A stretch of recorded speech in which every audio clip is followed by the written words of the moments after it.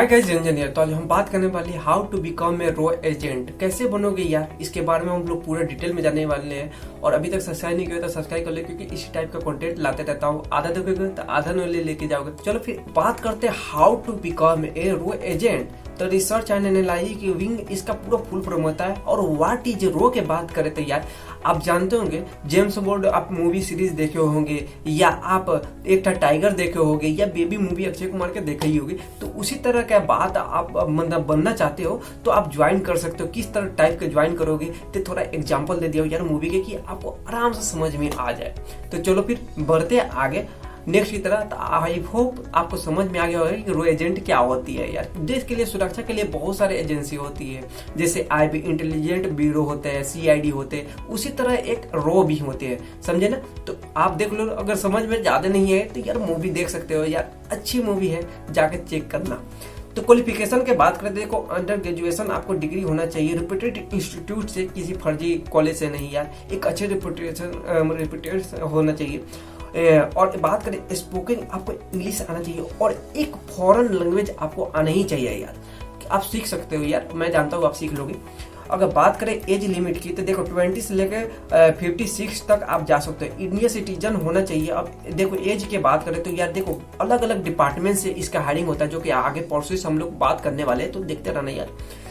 तो Indian citizen आ जाते हैं। और क्रिमिनल बैकग्राउंड आपको नहीं होना चाहिए। क्रिमिनल बैकग्राउंड का मतलब है कि आपके घर में किसी के परिवार के साथ ये सारे नहीं होना चाहिए, कोई क्रिमिनल रिकॉर्ड या आपके ऊपर नहीं होना चाहिए, जैसे कि एफआईआर किसी हमले में या किसी आपके झगड़ा झुगड़ी में, ये सारी चीज में पुलिस स्टेशन में आपको नहीं होना, इंटरफेयर होना चाहिए आपका। बात कर लेते हैं कुछ बेसिक आपको कंप्यूटर में आना चाहिए। बेसिक नहीं, कुछ नॉलेज होना चाहिए आपको कंप्यूटर में। और बात करें फिजिकली मेंटली आप फिटनेस हो तो आप जा सकते हो। अब बात कर लेते हैं कैसे आप ज्वाइन करोगे, इसके बारे में हम लोग जानते हैं।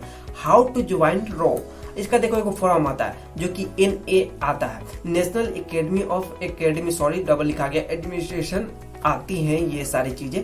अब बात कर लेते हैं यार, देखो इसमें क्या होता है, आप IB से आ सकते हो, इंटेलिजेंट ब्यूरो से आप रिकमेंड डायरेक्ट हो जाते हो, जो कि आपको एग्जाम देना पड़ता है, CGPE जो कि ये सारे जो होते हैं SSC कंडक्ट करवाती है। ये एग्जाम को जो होता है SSC कंडक्ट करवाती है आपको। आप इस डिपार्टमेंट में हो या किसी आप सरकारी के IAS IPS से या अदर किसी डिपार्टमेंट से हो, सरकारी से हो, तो आपको रो में जाने में तकलीफ नहीं होगी और आपको रिकमेंड कर लिया जाएगा, जो कि आपको NA आपको फॉर्म भरकर आपको रिकमेंड कर लिया जाएगा, डायरेक्ट कर ली जाती है। किसी में जैसे IB में करे तो डायरेक्ट रिकमेंड कर ली जाती है। और किसी में देखा जाए कि पुलिस, आर्मी, आप मिलिट्री ये सारी चीज में जाते हो तो थोड़ा सा प्रोसेस आपको लेंदी हो जाती है, जो कि इंटरव्यू और कुछ इंट्रेंस एग्जाम देने पड़ जाती है।